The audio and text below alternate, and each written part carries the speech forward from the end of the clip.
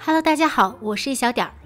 今天我们来做一款口味清新、口感细腻绵软的柠檬杯子蛋糕。这个蛋糕我们用的是戚风蛋糕的配方来制作。在制作之前，我们要先把烤箱预热到120摄氏度，因为我们要用到柠檬皮屑，一般柠檬表面都会打果蜡，所以我们可以把它先放在热水中泡一下，去除表面的果蜡，然后擦干。油我们尽量选择味道不重的油，像橄榄油、花生油这些都属于味道比较重的油，会影响蛋糕的味道，不要使用。擦入一整颗柠檬皮屑，注意不要擦到白色的部分，白色的部位会有苦味。我这个柠檬因为品种的原因，颜色比较偏橘黄，但它不是一颗橙子哈。我们把碗放在厨房秤上，把柠檬对半切开。注意这个柠檬榨汁器，柠檬切口要朝下方才是正确的使用方式。榨取40克柠檬汁，如果你的柠檬太小或者汁水太少，可能需要第2颗。用手动打蛋器将柠檬汁和油充分搅匀乳化。注意这里的碗不要用太大的，不然你的打蛋器和液体接触的部分特别少，就会遇到怎么搅都没办法将两者有效的乳化的情况。充分乳化后，液体有一点乳白色。筛入低筋面粉，然后用手动打蛋器 Z 字形搅拌。Z 字形搅拌可以避免面粉起筋。这里如果你的面糊感觉特别干，说明你的面粉吸水性比较强，可以再滴几滴柠檬汁来调节一下。这里搅到没有干粉颗粒就可以了，不要试图把它搅匀。鸡蛋选择带壳，重量在55到65克之间的都可以，要选择新鲜的。将蛋清和蛋黄分离。蛋清放到一个干净无油的大碗中，蛋黄加入到刚才的面糊中。分蛋这一步一定要在一个单独的小碗中进行，否则如果不小心打破一个蛋黄，会毁掉一盆分好的蛋清。蛋清中混入蛋黄容易打发不起来。还是用 Z 字形的搅拌手法，将蛋黄与面糊搅拌均匀，搅到这种状态就可以了，不要过度搅拌。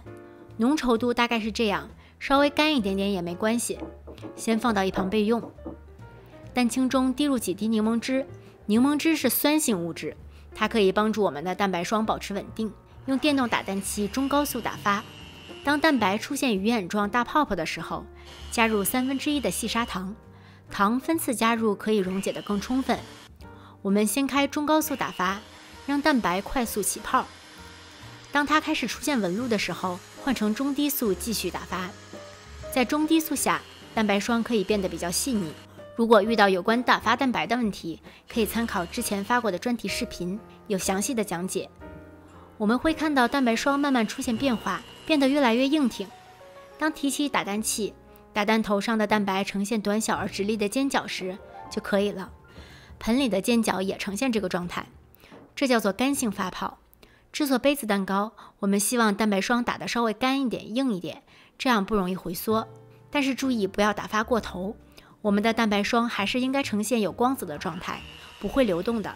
如果打过头，它会变得粗糙，失去光泽。将1/3的蛋白霜加入到蛋黄糊中，用刮刀翻拌均匀。这一步的目的是让本来浓稠的蛋黄糊变得更接近蛋白霜的质地，更容易与蛋白霜混合均匀。拌到质地、颜色都均匀就可以了。把它倒回到余下的蛋白霜中，用翻拌的手法拌匀。将刮刀伸到碗底，把底部的面糊翻上来，转换角度，再重复同样的动作，这样可以避免面糊消泡。注意刮刀上沾的蛋白霜也刮下来，还有碗底也这样刮一刮，以免有面糊沉淀拌不匀的情况。当看到颜色、质地均匀就可以了，不要过度搅拌。这时候面糊质地还是非常浓稠的，如果你把面糊中的气泡都搅出去了，它就会看起来很稀，表面出现明显的气泡。如果打进去的气泡都跑了，蛋糕就没办法膨胀了。模具我用的是标准的马芬模具，口径约7厘米。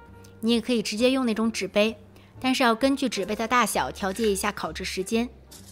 放上垫纸，我们把面糊装到一个裱花袋中，面糊一次一定不要装太满，大概装到裱花袋1半多的位置就可以了，不然上面抓不住，面糊会流得到处都是。前面剪一个1厘米左右的口，将面糊挤到模具中，裱花嘴尽量埋在面糊中挤，这样用裱花袋挤面糊，它的表面比较光滑饱满，就不容易开裂。如果遇到挤一半需要再添加面糊的情况，也是把这个嘴儿埋在面糊里再挤，这样它表面还是圆鼓鼓的、光滑的。面糊装到9分，接近10分满。轻震模具，稍稍把面糊摊平，然后放到预热好的烤箱中。具体放哪层，根据自己的烤箱大小进行选择，只要让烤盘处于烤箱中央位置就可以了。先120度烤60分钟，我们要用低温慢烤，才能保证表面不开裂。如果你的蛋糕表面开裂了，说明烤箱实际温度偏高，表面会过早结皮，那么内部要再膨胀，它必然就会开裂。杯子蛋糕不要看它个头小，要想烤干里面的水分，并且在低温下烤，需要的时间还是挺久的。60分钟后，把烤箱转为150摄氏度，再烤5到8分钟，让表面上色。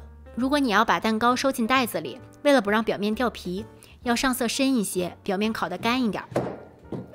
出炉后震几下，震出热气，然后转移到网架上晾凉。用戚风配方做出的杯子蛋糕口感非常细腻湿润，伴随着柠檬的清香，口感和口味都非常清爽，吃起来没有负担。相比于圆形的戚风蛋糕，它的制作难度更小，只要把握好蛋白打发的程度，以及控制好烤箱温度，就能做出不塌陷不回缩的戚风小蛋糕啦。谢谢大家的收看，如果你喜欢这个视频，请不要忘记帮它投币、点赞、转发、收藏，同时不要忘记关注我的频道哦。我是一小点，我们下期再见。